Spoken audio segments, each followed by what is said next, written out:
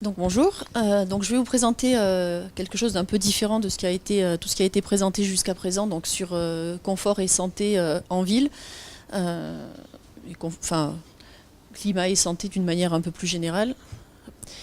Euh, donc à Santé publique France, on a commencé à s'intéresser à ces questions de climat après la canicule de 2003, puisque finalement, quand la canicule est arrivée, le ministère de la Santé n'était pas du tout au courant qu'il existait un risque lié à la chaleur. Donc on s'en est rendu compte assez vite. On a eu une surmortalité qui était environ de 15 000 décès pendant les 15 jours du mois d'août 2003. Et donc à partir de là, on a commencé, j'étais pas encore là, mais ils ont commencé à se mobiliser et je suis arrivée justement juste après. Pour mettre en place différentes études pour voir un petit peu les impacts de cette chaleur sur la santé. Et donc en gros, ce qu'on a vu, c'est que finalement cette chaleur, elle touchait la population d'une manière générale, mais il y avait quand même des facteurs un peu plus, des populations qui étaient un peu plus touchées. Donc c'est majoré avec l'âge, évidemment. C'est majoré chez les personnes qui sont très isolées, qui n'ont pas forcément la capacité de se mettre à l'abri ou de connaître les messages de prévention. C'est un risque qui est majoré chez les personnes qui ont des maladies chroniques, et en particulier qui ont des maladies chroniques et qui sont âgées. Ce qu'on a constaté aussi à l'époque, c'est qu'il y avait des disparités géographiques. Donc les régions septentrionales étaient relativement plus impactées que les régions plus au sud. Donc probablement, l'hypothèse là-dessous, c'est que les gens dans les régions plus au nord sont moins habitués à la chaleur. Donc c'est ce que disait Valérie tout à l'heure, on ne se protège pas de la chaleur dans le nord. On n'a pas l'habitude de fermer ses volets ou de se mettre à l'abri, etc. On se protège peut-être plus facilement du froid. Donc relativement, ils ont été plus impactés, même si ce n'est pas forcément là que la surmortalité était la plus importante, mais en pourcentage, c'était plus impacté. Et puis, pour une région donnée, on avait une surmortalité qui était toujours plus importante en ville que dans l'ensemble de la région où se situait cette ville. Donc, juste quelques chiffres, donc France entière, on a eu une surmortalité de 60% en 2003. Dans les petites villes et les moyennes villes, c'était 40%. Et donc dans les grandes agglomérations, ça décolle tout de suite, donc avec 80% à Lyon et 141% à Paris. Donc on a commencé déjà à ce moment-là à se poser la question de l'effet îlot de chaleur et puis de l'effet habitat précaire avec le fait d'habiter dans des logements surchauffés. Alors ce qu'on constate aussi, c'est que ce qui va aggraver un peu cet effet de la chaleur, c'est une augmentation de la vulnérabilité des populations qui est due à plusieurs facteurs. Donc le premier, c'est que la population vulnérable, c'est-à-dire les personnes âgées, en particulier les plus de 75 ans, elle augmente. Donc si on regarde les chiffres de l'INSEE, on a 5,2 millions de plus de 75 ans en 2007 et presque 12 millions qui sont prévus en 2060. Donc une augmentation assez considérable.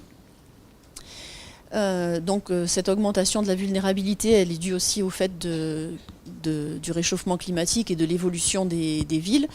Donc là, je vais parler sous contrôle de Météo France parce que c'est des chiffres, je n'ai pas forcément retrouvé exactement les mêmes dans la présentation ce matin, mais donc le chiffre que j'avais retrouvé, c'était à Paris en 1868, une différence de température entre la campagne et la ville d'à peu près 1 degré, et en 2003, cette différence était entre 4 et 7 degrés, et je crois qu'à certains endroits, c'est allé jusqu'à 10 degrés dans des quartiers les plus chauds, avec donc il y a l'îlot de chaleur urbain général, et puis il y a des micro-îlots de chaleur à l'intérieur de la ville, avec des quartiers qui sont nettement plus chauds. Et puis juste un petit chiffre qui est issu d'une étude de Météo France de modélisation, donc, qui montre qu'en fait on a une augmentation du nombre de jours annuels de canicule qui est plus important en ville qu'à la campagne. Donc en 2000, il y avait un jour de canicule à Paris et moins d'un à la campagne. Et en 2100, ce qui est prévu, c'est entre 5 et 15 en campagne et entre 10 et 25 à Paris. Voilà, donc l'augmentation de la vulnérabilité, c'est aussi l'augmentation de la fréquence et de l'intensité des canicules. Donc là, c'est un graphique de Météo France, je ne sais pas si on peut pointer avec ça, donc qui montre, en fait, c'est des bulles qui vont, qui vont En gros, plus la bulle est grande et plus elle est à droite, plus la durée, plus la durée de la canicule et l'intensité de la canicule est importante. Donc on a 2003 qui est, je sais pas si non, on peut pas pointer avec ça. Bon, 2003 qui est la bulle rouge, et donc on voit que sur les projections, on va atteindre et largement même dépasser l'intensité et la durée de 2003. Donc avec a priori une canicule de type 2003 tous les 2 ans en 2050. Après cette canicule, on a voulu regarder un petit peu ce qui se passait chez cette population âgée. Donc là, on a pris les plus de 65 ans et on a essayé de regarder un peu quels étaient leurs facteurs de risque. Donc on a comparé les gens qui étaient décédés pendant la vague de chaleur et ceux qui avaient survécu. Donc c'est ce qu'on appelle une étude cas témoins. Donc les cas, c'est ceux qui sont décédés, les témoins, c'est ceux qui ont survécu. Donc ça, on a fait ça sur Paris et le Val-de-Marne. Et on a comparé donc 241 couples de personnes cas témoins. Donc on a comparé des personnes qui avaient à peu près le même âge, de même sexe et de zones socio-économiques équivalentes, c'est-à-dire pour que les critères économiques n'entrent pas en compte dans cette étude. Et donc on a estimé les îlots de chaleur urbains à partir de données satellitaires. Donc c'est des satellites qui ont une bonne résolution temporelle. On avait des données toutes les 3 heures, c'est ce qu'on voulait pour pouvoir voir un peu ce qui se passait à la fois le jour et la nuit. Donc par contre la résolution spatiale elle est assez large, donc c'est une résolution d'1 kilomètre, ce qui est un peu large peut-être pour des études pour comparer avec des données de santé, mais on ne pouvait pas faire mieux. Sinon, après, on avait aussi des données satellitaires beaucoup plus fines au niveau spatial, mais par contre avec une seule donnée sur l'ensemble de la canicule. Donc c'était, il n'y a pas de juste milieu entre les deux. Et à partir de ces données satellites, donc on a construit différents indicateurs de température. Donc on a pris les températures minimales, donc nocturnes, maximales, donc les températures de jour, et on a regardé, on a construit des indicateurs sur un jour à 2 semaines. Et on a regardé ce qui se passait au moment du pic de chaleur et jusqu'à 7 jours après le pic de chaleur. Et on a calculé donc des risques de décès en fonction de ces différents indicateurs. Alors un premier résultat, c'était, donc là c'est pas vraiment sur l'impact sur la santé, mais c'était d'avoir un peu une représentation des îlots de chaleur. Donc sur la figure de gauche, c'est ce qui se passe c'est une moyenne de ce qui se passe dans la journée. Donc là, je ne sais pas si vous voyez bien Paris au centre. Donc Paris est chaud, mais quand même pas forcément si chaud que ça par rapport à d'autres zones. Et toutes les zones qui sont en rouge, c'est finalement plutôt les zones industrielles, donc qui ont des surfaces qui vont bien absorber la chaleur. Et par contre, de nuit, donc ces zones industrielles, la chaleur dégage assez facilement. Et l'îlot de chaleur, lui, il va être centré sur Paris, qui a absorbé la chaleur pendant la journée et qui ne la restitue pas facilement du fait que la ville est dense, qui ne va pas la restituer aussi facilement que les surfaces plus ouvertes. Voilà, donc ça c'est un petit peu le même type de résultat, mais sous forme de graphique d'évolution dans la journée. Donc on avait regardé 3 types de zones, des zones industrielles, le centre-ville et les parcs. Et donc on voit que finalement la forme de la courbe est un petit peu la même. Par contre, le centre-ville, donc qui est la courbe noire, il reste le plus chaud la nuit. Et donc les gens qui déjà ont supporté des chaleurs pendant la journée qui sont assez importantes, mais finalement la nuit, cette chaleur elle va persister et donc les gens ne peuvent pas récupérer, dormir bien pour récupérer. Et donc ça c'est un facteur de risque qui est assez important.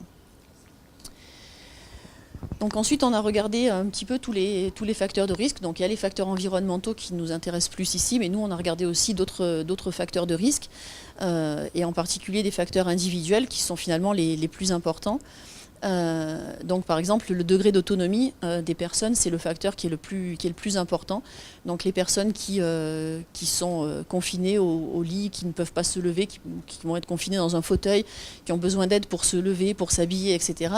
Leur risque de décès est multiplié par 4 à 10, donc c'est particulièrement conséquent. Et puis toutes celles qui ont des maladies vont avoir aussi des risques de décès qui vont être multipliés par 3 à 5 par rapport à des personnes qui n'ont pas ces mêmes pathologies. Donc les pathologies qui sont ressorties le plus, c'est les pathologies cardiovasculaires, psychiatriques et neurologiques. Et par contre, on a trouvé des facteurs protecteurs. Donc les facteurs protecteurs, c'était des comportements d'adaptation à la canicule. Donc le fait de s'habiller plus légèrement que d'habitude. Ce qui n'est pas si fréquent que ça pour des personnes âgées qui, on sait qu'elles ont des mécanismes de thermorégulation et de sensation de chaleur qui diminuent avec l'âge et donc elles vont pas avoir tendance à se découvrir même quand il fait chaud. Mais celles qui avaient cette notion qu'il fallait se dévêtir pendant une vague de chaleur, le risque de décès était moins important, donc il était divisé par 5. Et de la même façon pour celles qui utilisaient des moyens de rafraîchissement, donc c'était essentiellement des brumisateurs et des douches, sachant que le fait de prendre une douche pour une personne âgée, c'est pas si fréquent ni si facile que ça quand on a du mal à se déplacer. L'étude qui a été faite dans les maisons de retraite a montré quelque chose qui était assez un petit peu choquant, on va dire, puisque le fait de prendre au moins une douche par semaine était un facteur protecteur, parce que généralement les personnes en prennent moins qu'une douche par semaine. Donc, bon. Oui. Donc voilà, le fait de prendre une douche, ça permet de rafraîchir le corps. Alors en maison de retraite, c'est pas forcément, ça peut être dû à de la maltraitance, mais pas forcément. Ça peut être dû au fait tout simplement que c'est compliqué de doucher une personne qui a alité, et donc la toilette se fait au lit, ce qui n'a pas du tout le même pouvoir pour rafraîchir la personne. Et donc après, on a vu aussi que les gens qui étaient dans des logements récents ou bien des logements anciens mais bien isolés contre la chaleur avaient aussi un risque de décès qui était divisé par 5.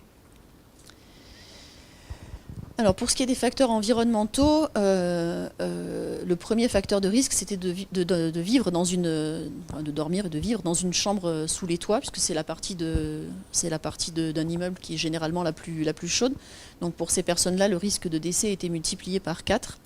Donc en général, c'est chaud parce que c'est directement sous le toit, parce que c'est rarement des appartements traversants, donc du coup c'est compliqué d'aérer et de rafraîchir. Et puis le fait d'habiter dans un quartier plus chaud, surtout si cette chaleur elle persiste la nuit et pendant au moins une semaine, donc là également c'était un facteur de risque, et on avait un risque de décès qui était multiplié environ par 2 pour une augmentation de température la nuit de 0,4 degrés. Alors ça paraît très peu, mais c'est à l'échelle d'1 kilomètre, c'est des températures de surface. Donc voilà, c'est vrai que ce matin, je ne sais plus Valérie, peut-être parler de la température de surface par rapport à la température de l'air. Donc voilà, c'est tout ce qu'on avait à notre disposition, mais disons que ça donne une idée sur le fait que voilà, ce qui compte le plus, c'est la température nocturne qui va faire augmenter le risque.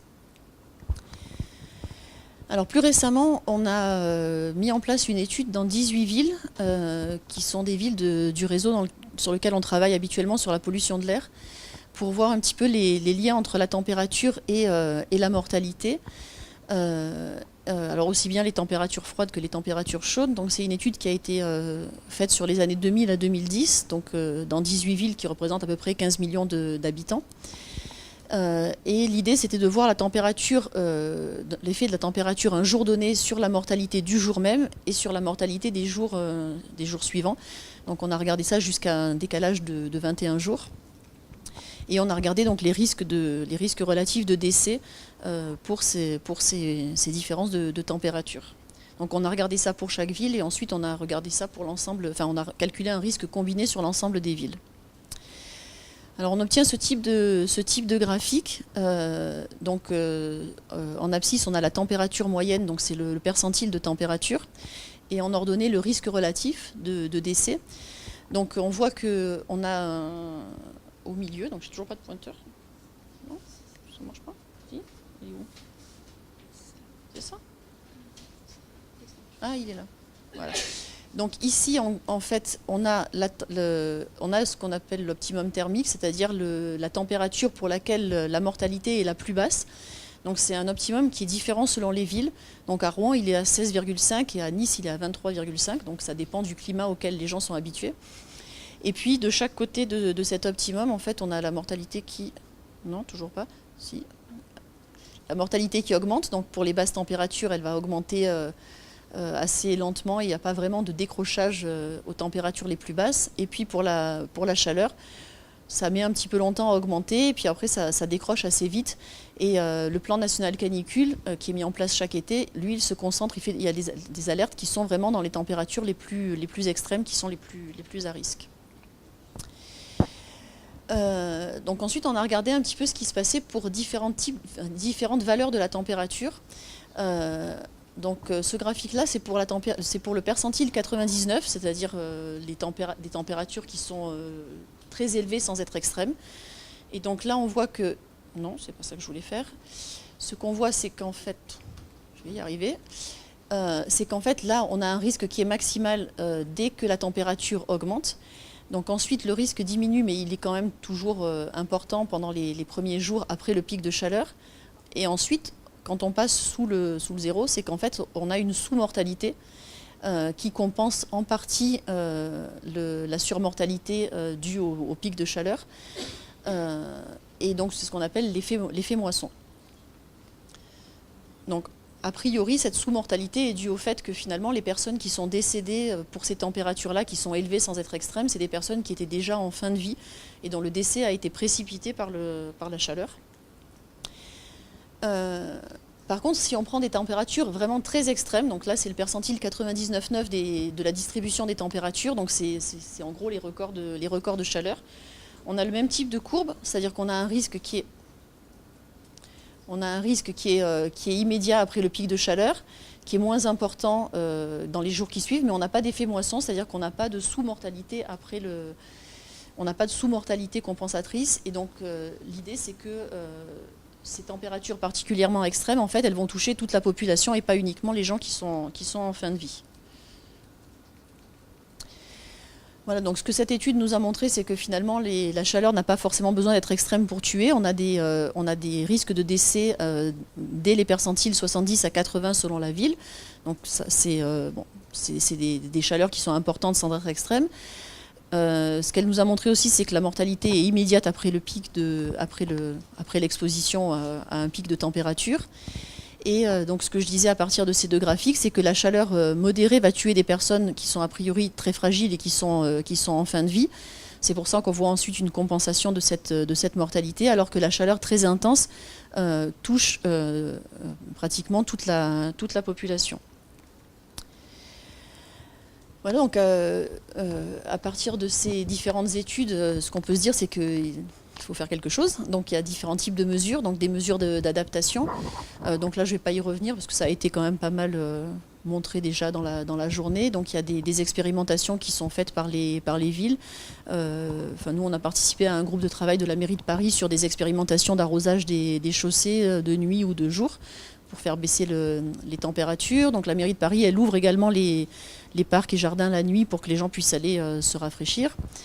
Il y a des cartographies des îlots de fraîcheur, donc ça se fait dans d'autres villes que Paris. Moi, j'avoue que j'ai surtout vu ce qui se passe sur Paris, donc c'est la petite cartographie qui est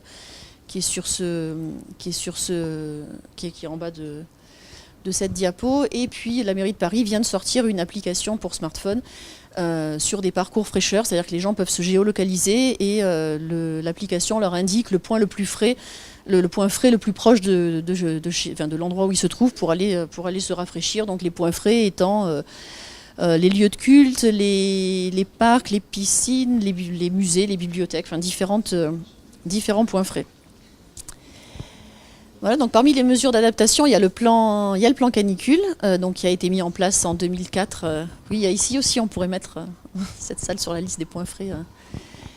Le plan canicule qui a été mis en place donc en 2004, qui est couplé avec un système d'alerte canicule, qui alerte la population et qui en même temps surveille l'impact sanitaire de la canicule.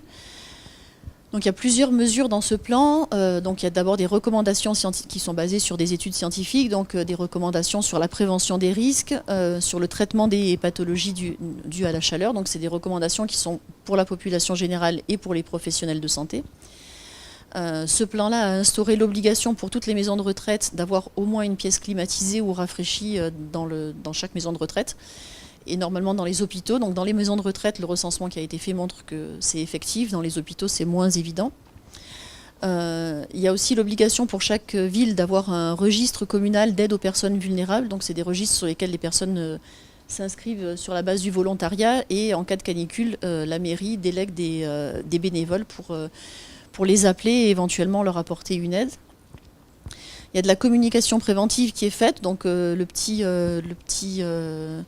petite image sur la diapo, ce sont des flyers ou des affiches qui sont diffusées par notre service de prévention, donc sur les mesures, sur les recommandations en cas de vague de chaleur, donc le fait de boire de l'eau, de se rafraîchir la peau, de fermer les fenêtres et les volets pendant la journée et de les ouvrir la nuit, de continuer à manger quand il fait chaud, puisque les personnes âgées ont souvent tendance à ne plus trop manger quand il fait chaud et à ne plus boire non plus. Donc il y a des plans blancs et des plans bleus, donc c'est des plans de gestion dans les hôpitaux et dans les maisons de retraite qui permettent d'ouvrir davantage de lits s'il y a besoin, de rapatrier du personnel s'il y a besoin. Il y a une ligne téléphonique qui est ouverte chaque été. Alors ça se fait au niveau national et ça se fait dans certaines villes, donc les gens peuvent appeler pour avoir des conseils. Et puis, donc à Santé publique France, on peut mobiliser la réserve sanitaire pour apporter de l'aide aux établissements qui sont en difficulté. Voilà, donc ça c'est les 4 niveaux du plan canicule, donc qui sont calés sur les niveaux de la vigilance météo et qui vont, donc vert c'est quand il se passe rien, jaune c'est quand on a un pic de chaleur sans être au-delà des seuils d'alerte, donc orange c'est la vigilance et l'alerte canicule, et rouge ça serait l'équivalent de ce qu'on a vécu en 2003, donc une canicule particulièrement intense avec des dépassements du champ sanitaire, c'est-à-dire on n'a pas juste un impact sur la santé, mais on va avoir aussi des sécheresses, on peut avoir des pannes électriques, etc. Et donc il y a des mesures de gestion et de prévention qui sont mises en œuvre pour chaque niveau. Voilà, donc ce qu'on voit, c'est que donc ce plan canicule, il existe depuis 2004, et malgré tout, on a quand même toujours des surmortalités chaque fois qu'il y a une canicule. Je suis absolument incapable de relire les chiffres qui sont sur cette diapo parce que c'est écrit trop petit, mais en gros donc en 2006 c'était plus de 1000 décès pendant la vague de chaleur qui était pourtant bien moins importante que 2003, et alors qu'il y avait un plan de gestion mis en place. Donc ensuite on a eu des petites vagues de chaleur, donc avec très peu d'impact en tout cas sur la mortalité. Et en 2015 et en 2017, on a eu à nouveau 2 vagues de chaleur assez conséquentes avec, là encore, des surmortalités finalement assez importantes. On a un peu tendance souvent à minimiser cet impact, puisqu'on se dit finalement 2003 c'était 15 000 décès, et quand on en a 1000, on se dit oh, finalement c'est pas grand-chose, mais bon, 1000 ça reste quand même 1000 décès sur une période de 15 jours environ, c'est quand même assez conséquent. Et c'est vrai que c'est une mortalité que les gens appellent souvent une mortalité silencieuse, parce que finalement quand il y a une inondation on va avoir une vingtaine de décès, mais ça se voit tout de suite, ça passe aux infos. La mortalité due à la chaleur, en fait elle se voit pas parce que les données on les reçoit assez tardivement, une fois que la vague de chaleur est passée, et donc ça passe souvent inaperçu, alors que c'est des chiffres assez importants. Voilà, et on a évidemment de la surmortalité, mais aussi on a, heureusement tous les gens qui sont impactés par la chaleur ne meurent pas, mais on a quand même aussi un impact sur les recours aux soins, donc que ce soit les passages aux urgences ou les appels à SOS médecins. Donc on a chaque fois, donc ce qu'on voit ici, c'est que chaque fois qu'on a un petit... Voilà, les petites barres là, c'est les périodes de vigilance canicule, et donc à chaque fois on voit qu'on a une augmentation des passages aux urgences ou des recours aux soins. Et ce qu'il faut savoir, c'est que la mortalité comme les passages aux urgences, ça concerne d'abord les plus de 75 ans, mais ça concerne aussi les plus jeunes. En 2003, ils ont été assez peu touchés, mais en 2015, on a quand même eu 49 décès chez les moins de 15 ans. Donc pour cette tranche d'âge, c'est quand même assez important, parce que c'est des enfants, ils sont normalement bien entourés. Et puis on a eu en 2017 10 décès sur le lieu de travail, donc là aussi des personnes jeunes, sachant que c'est un système qui n'est pas exhaustif, donc il est possible qu'il y en ait eu plus. Voilà, donc ce qu'on s'est dit, c'est que malgré toutes ces mesures d'adaptation, il y avait toujours un impact de la canicule sur les populations, et on a voulu aller voir un petit peu ce qui se passait au niveau des villes, qui sont finalement les principaux effecteurs des mesures de prévention sur le terrain. Donc on a été faire une enquête auprès des parties prenantes de 6 villes. Donc la carte est totalement illisible, mais disons qu'on avait 6 villes qu'on a essayé de répartir un petit peu pour avoir des climats différents, pour voir un petit peu si en fonction du climat les mesures qui étaient prises par les villes étaient différentes. Donc on a fait cette étude en gros sur l'été 2016 et ça a un petit peu débordé. Et on a été interrogé des acteurs institutionnels, donc le préfet, l'agence régionale de santé, le maire ou son adjoint, les centres communaux d'action sociale, les CLIC, je ne me rappelle jamais ce que c'est, mais enfin c'est en gros des centres d'information et de coordination pour les personnes âgées. On a été interrogé des acteurs de terrain, donc le SAMU social, des ONG type Croix-Rouge ou Petits Frères des Pauvres, des centres d'hébergement pour personnes à la rue, des médecins, des services de soins infirmiers et des responsables de crèches, des directeurs d'école, des responsables de centres de loisirs. Et puis on a fait des entretiens en petits groupes auprès d'infirmières et d'aides-soignantes qui vont au domicile des personnes âgées et qui travaillent avec elles au quotidien.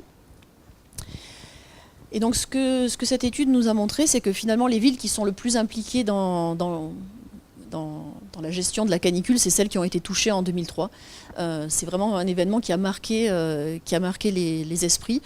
Et donc c'est celles qui ont mis le plus de choses en place.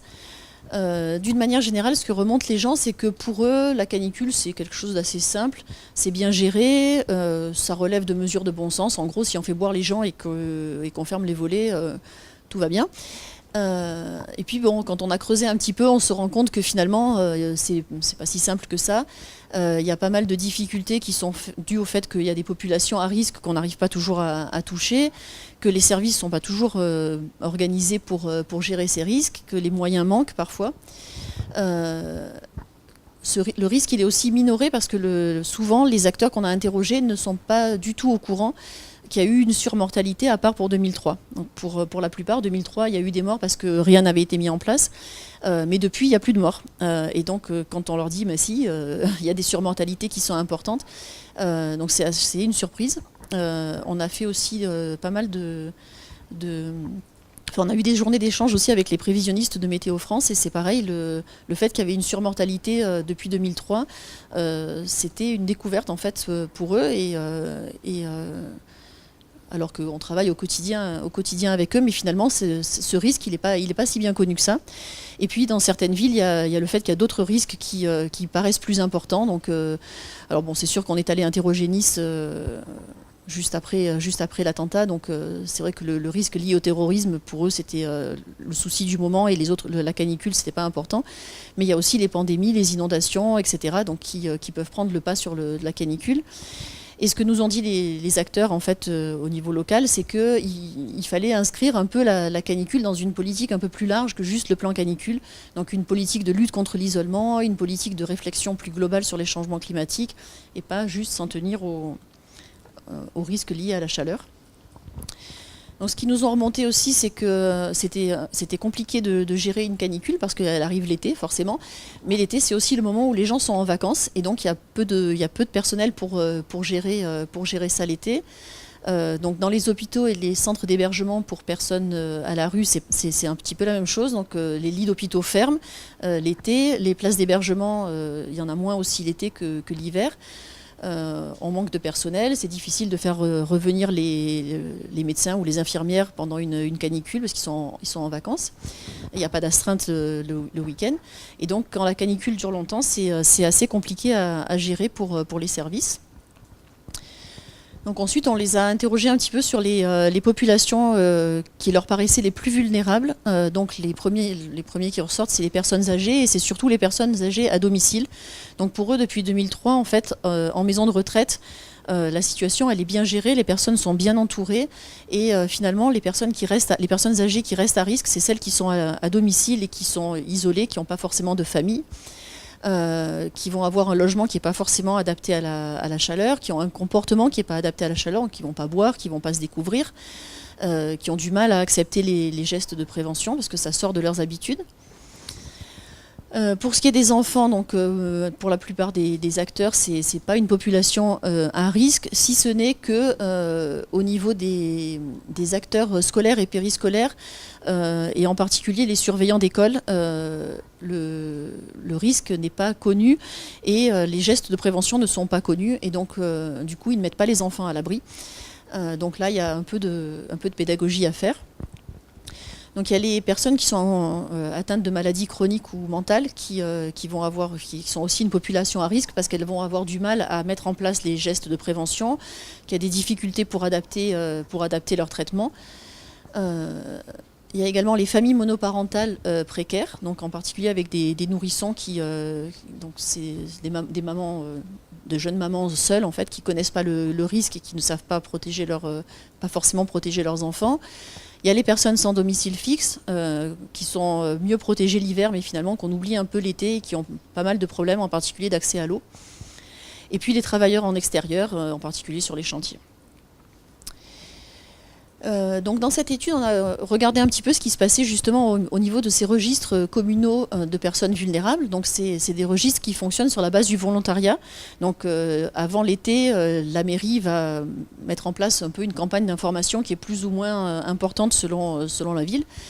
Les gens vont s'inscrire sur la base du volontariat. Donc c'est des personnes âgées, ça peut être aussi des personnes handicapées ou des personnes très isolées. Donc toute personne en fait en gros qui se sent à risque peut s'inscrire sur ces registres.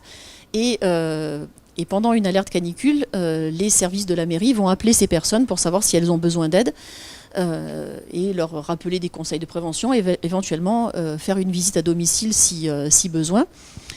Le problème, c'est que très peu de personnes sont inscrites sur ces registres. Donc on a fait une étude aussi auprès de la population et il n'y a que 4% de la population française qui déclare s'être inscrite sur ces registres.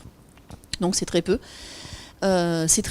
Et par ailleurs, c'est souvent pas les plus vulnérables qui s'y inscrivent, c'est ceux qui sont en capacité de le faire, ceux qui ont reçu l'information, donc c'est pas les plus vulnérables et c'est pas les plus isolés. Les mairies souhaiteraient pouvoir croiser les informations avec d'autres sources de données pour repérer les personnes vulnérables, mais c'est interdit en France, on ne peut pas croiser de fichiers de données. Et puis les acteurs de terrain ne sont pas forcément au courant non plus de l'existence de ces registres et donc ils ne vont pas inciter les personnes à s'y inscrire. Voilà, donc ensuite les acteurs nous ont fait toutes sortes de propositions pour améliorer la prévention sur le terrain. Donc il y a une première proposition qui est d'améliorer l'information. Donc ça c'est au niveau de de toutes les populations vulnérables et des acteurs qui interviennent auprès de ces populations. Donc pour les enfants, c'est de sensibiliser les parents et de sensibiliser les surveillants d'école.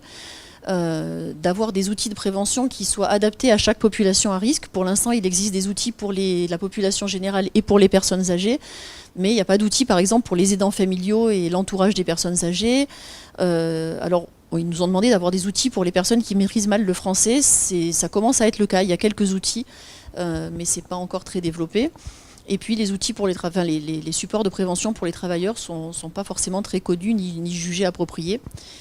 Une recommandation qui a été faite aussi, c'est d'avoir des supports concrets pour faire passer les messages de prévention. Parce que finalement, quand on va dire à une personne âgée buvez davantage, ben c'est bien, l'infirmière elle arrive, elle dit à la personne de boire, elle lui donne un verre d'eau et puis quand elle repart, c'est fini, l'infirmière elle vient au mieux une fois par jour. Et donc avoir une petite gourde sur laquelle il y a écrit buvez.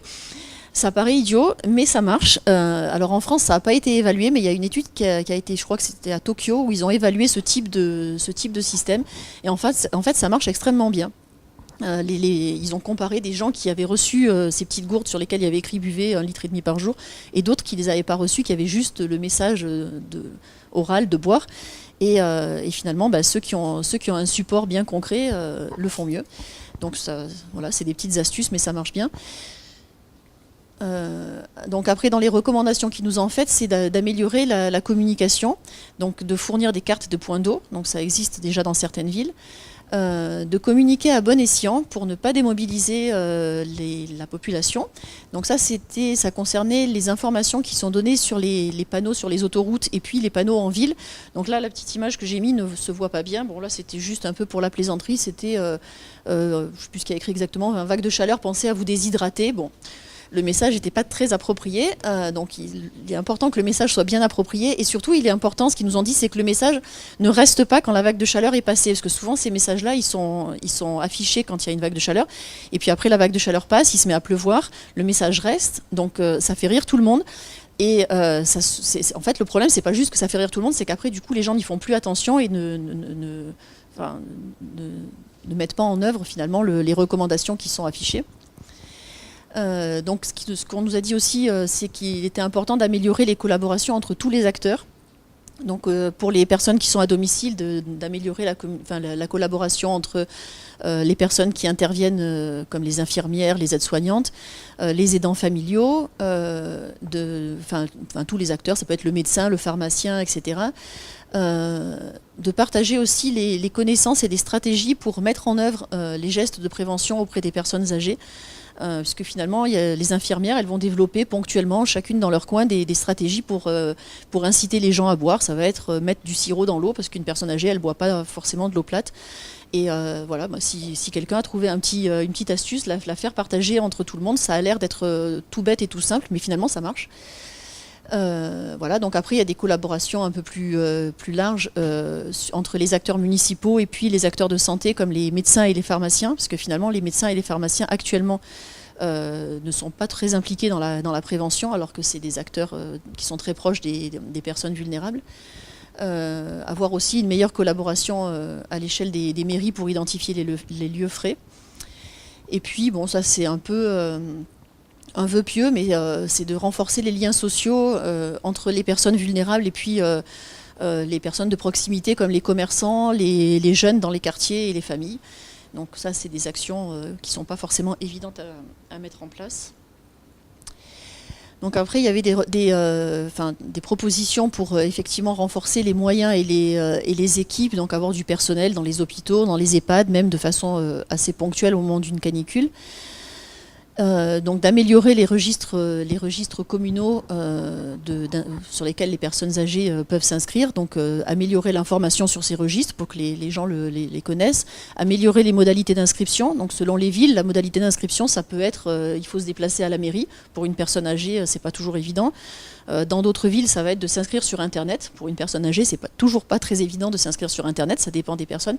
Et donc en permettant d'avoir un panel de moyens d'inscription, ça permet d'élargir les possibilités et d'augmenter le nombre de personnes qui s'inscrivent.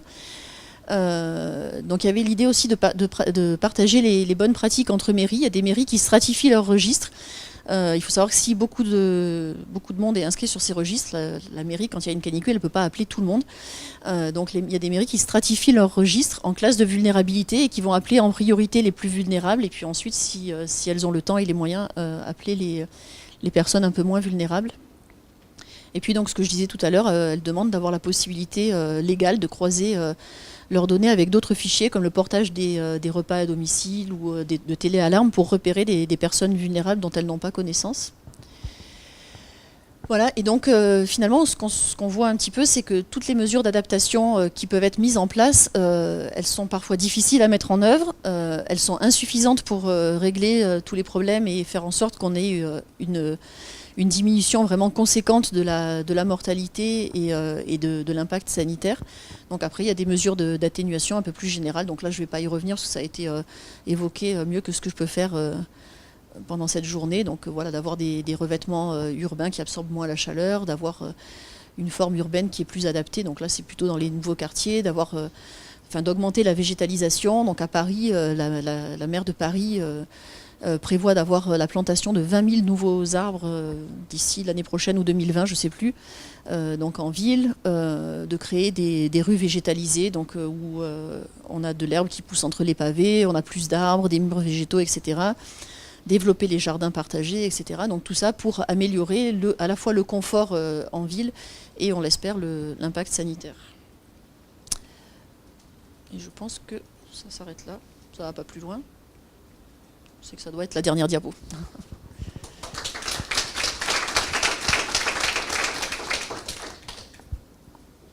Je ne sais pas si vous avez des questions.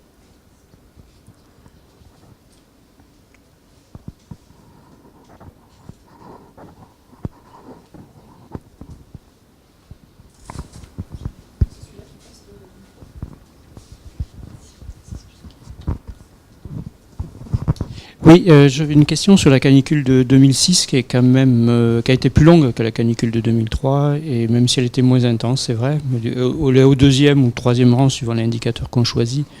Et j'avais entendu qu'il y avait des études, mais je sais que c'est débattu, qui évaluent un impact des mesures de prévention qui avaient été prises après 2003, qu'on peut appeler effectivement mesures d'adaptation.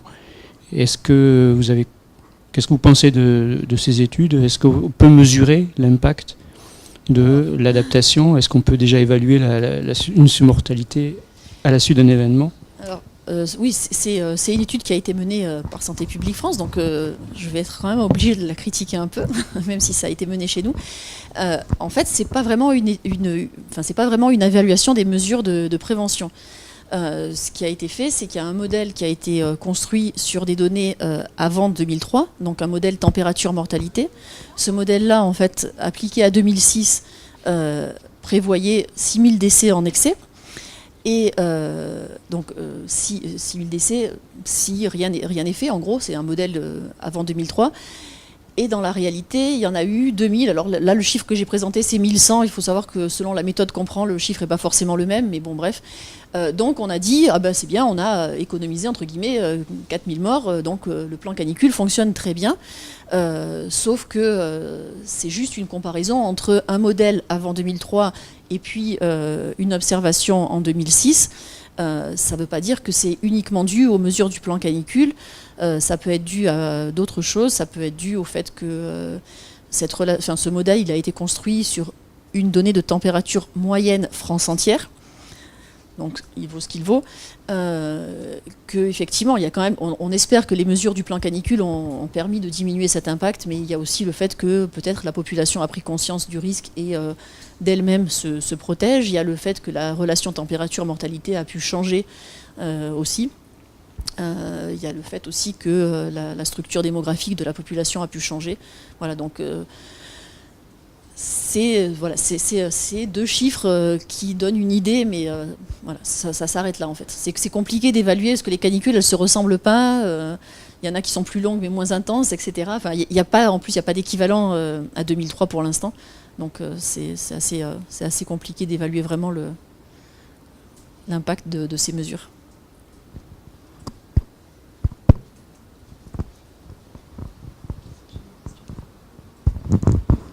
Mais moi j'avais une question par rapport à ce modèle température sur mortalité, puisqu'on parle aussi beaucoup des indices de confort qui relient d'autres paramètres environnementaux. Et je me demandais qu'est-ce qui était le plus pertinent finalement pour remonter jusqu'à l'impact sur la santé. Est-ce que c'est uniquement d'utiliser la température nocturne, ou est-ce en utilisant les indices de confort, est-ce qu'on rajoute de la précision dans est-ce que c'est plus pertinent finalement pour évaluer l'impact sur la santé, ouais. D'un point de vue physiologique, est-ce qu'on sait Oui, alors on pourrait utiliser ces indices de confort. C'est vrai que nous, on ne l'a pas fait. C'est un problème de moyens, en fait. Hein. On n'a pas le temps de se pencher sur... on est une toute petite équipe. Donc, je me demandais si, physiologiquement, est-ce qu'on sait quels sont les facteurs qui influencent le plus sur la surmortalité? Est-ce qu'après ces indicateurs doivent être regardés sur la phase nocturne, ou plutôt intégrés dans le temps pour regarder le nombre d'heures où les personnes sont exposées à des conditions extrêmes? Oui, alors c'est sûr que plus la durée de... Là, ce qu'on avait fait sur la canicule de 2003, c'était... là c'était des données satellites, mais c'était clairement la température de nuit qui ressortait. Et c'était aussi la température d'un jour donné n'est pas ressortie. Donc en fait, ce qui est ressorti, c'est la température cumulée sur une semaine. Donc alors on parle souvent de la température de nuit. C'est pas que la température de jour n'a pas d'impact, mais c'est que c'est un cumul en fait. C'est que les personnes sont exposées à la chaleur pendant la journée, puis elles continuent à y être exposées la nuit. Et donc c'est ce cumul en fait qui fait que l'organisme n'a pas la possibilité de récupérer, qui fait que l'impact va être que l'impact est dominé par les températures nocturnes. Mais après, voilà, l'essentiel, effectivement, oui, c'est les températures de nuit, mais ça va dépendre ça va dépendre aussi de l'état physiologique de la personne, ça dépend de pas mal de choses. Alors, moi, j'ai une question sur comment est-ce qu'on attribue la surmortalité à un événement, à la chaleur ou à autre chose. Parce que donc là, j'avais présenté un peu donc, des résultats sur les hautes chaleurs le mois dernier, et j'ai dit que il y avait la surmortalité liée à la chaleur était au moins aussi forte que la surmortalité liée à la qualité de l'air. Enfin, c'était une discussion qu'on avait eue une fois, où la surmortalité, et les gens en face m'ont dit, mais non, les gens qui sont morts liés aux canicules, c'est parce qu'ils avaient des maladies chroniques liées à la qualité de l'air, donc la surmortalité était liée à la qualité de l'air et pas à la canicule. Oui. Alors, est-ce que il y a moyen de prendre en compte les effets couplés, ou est-ce que c'est attribué à l'un ou à l'autre, Alors, ou aux d'abord, deux? le fait d'avoir des maladies chroniques, c'est pas forcément lié à la qualité de l'air. Enfin, il y a des tas de maladies chroniques qui peuvent être intrinsèques à la personne, qui ne sont pas forcément uniquement liées à la qualité de l'air. Après, on avait fait une étude sur 2003 sur la part de chaque risque, donc la canicule et la pollution de l'air dans la surmortalité. On l'avait fait sur 9 villes, les résultats étaient différents selon les villes, mais d'une manière générale, c'est quand même l'impact de la chaleur qui est le plus important. Mais après, c'est vrai que ça dépendait des villes, et si mes souvenirs sont bons, plus la chaleur était importante et plus c'était cet impact-là qui dominait. Souvent, c'est vrai qu'on a des canicules avec en même temps une pollution à l'ozone, donc c'est pas forcément évident de faire la part des choses, mais c'est quand même c'est quand même l'impact de la chaleur qui domine. Pour la pollution, c'est quand même plus la pollution de fond, alors que pour la canicule, c'est quelque chose de beaucoup plus ponctuel.